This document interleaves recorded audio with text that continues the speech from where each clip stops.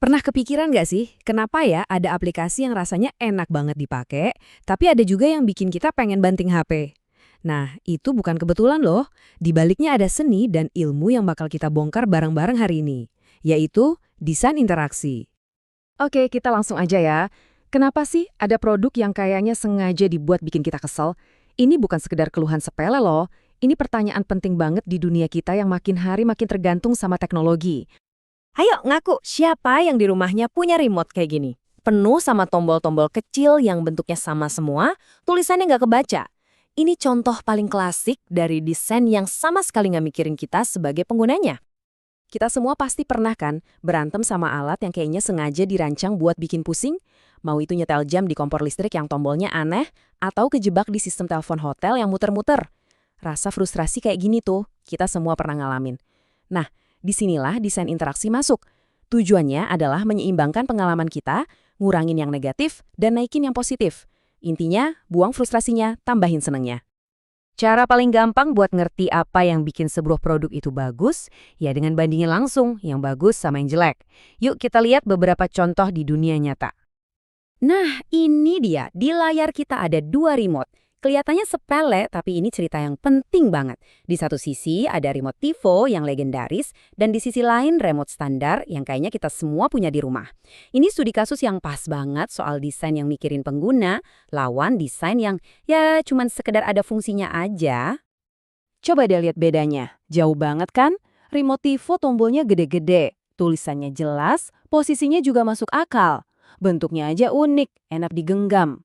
Sekarang bandingin sama yang biasa. Ampun deh, kayaknya desainernya nggak pernah kepikiran kita bakal pakai ini sambil rebahan di sofa yang gelap. Maksa kita buat micingin mata cuma buat baca tulisan kecilnya.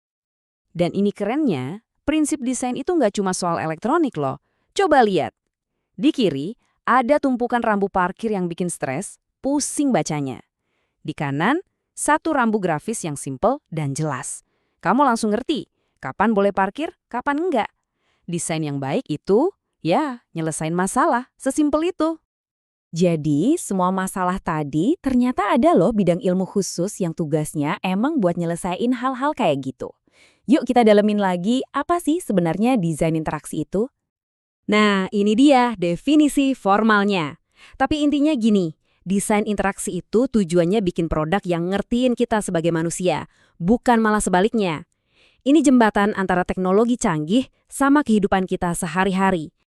Dan jangan salah, desain interaksi itu bukan cuma satu skill aja. Lihat deh diagram ini tuh kayak gado-gado dari banyak bidang ilmu.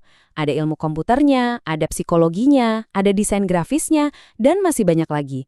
Buat bisa bikin pengalaman yang bagus, kamu harus ngerti teknologi, ngerti bisnis, dan yang paling penting, kamu harus ngerti manusia. Terus gimana sih prosesnya? Nah, ini kuncinya. Prosesnya itu muter terus, bukan jalan lurus sekali jadi. Dimulai dari cari tahu dulu kebutuhan pengguna, terus bikin beberapa pilihan desain, lalu bangun prototipe buat dites, dan yang paling krusial, dievaluasi langsung sama manusia beneran. Siklus ini yang bikin produknya terus jadi lebih baik, bukan cuma berdasarkan asumsi desainernya doang. Oke, sekarang kita geser sedikit. Dari prosesnya, kita lihat tujuan akhirnya, yaitu menciptakan pengalaman pengguna atau yang sering disebut user experience yang positif. User experience atau UX itu ya semua hal yang kamu rasain pas pakai produk. Mulai dari kesan pertama, sampai ke hal-hal kecil yang mungkin nggak kamu sadari, kayak enaknya muter kenop, suara klik yang pas di hati, atau tekstur tombol pas disentuh.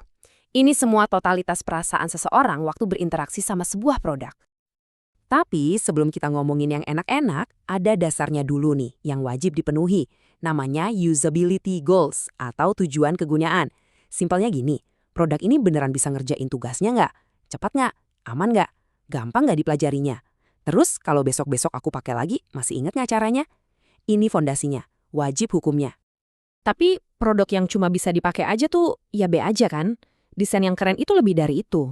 Tujuannya itu buat mancing emosi-emosi positif yang kita lihat di sini.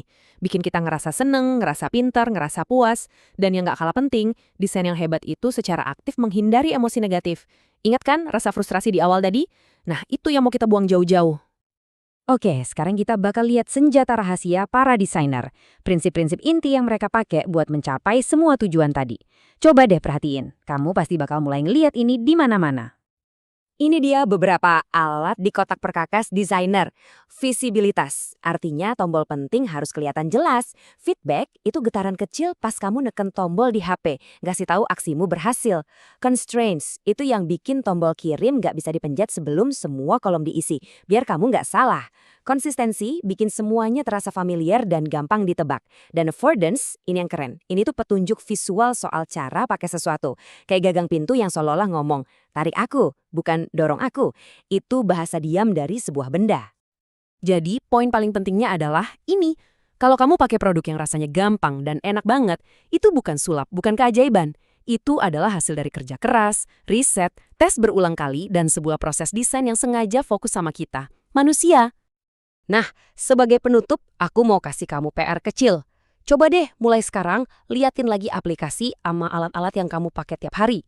Coba tanya ke diri sendiri, ini dirancang buat aku atau malah aku yang harus kerja keras buat ngertiin alat ini? Dengan begitu, kamu bakal lebih menghargai produk-produk yang beneran dirancang sepenuh hati buat kamu.